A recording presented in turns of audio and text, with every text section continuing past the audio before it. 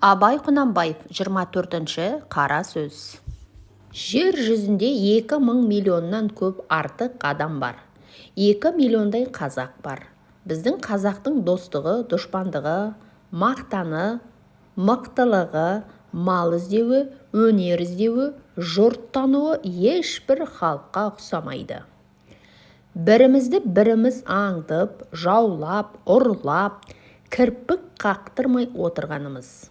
3 миллионнан халқы артық дүниеде бір қала да бар. Дүниенің бас аяғын 3 айналып көрген кісі толып жатыр. Өстіп жер жүзіндегі жұрттың қоры болып, бірімізді біріміз аңдып өтеміз бе? Жоқ, қазақ ортасында ұрлық, өтірік, өсек, қастық қылып, өнерді, малды түзден, бөтен жақтан түзу жолмен іздеп, өрістерлік күн болар ма екен? Әй, не болсын? 100 қараға 200 кісі сұғын қадап жүр ғой. Бірін бірі құртпай, құрымай тыныш табама.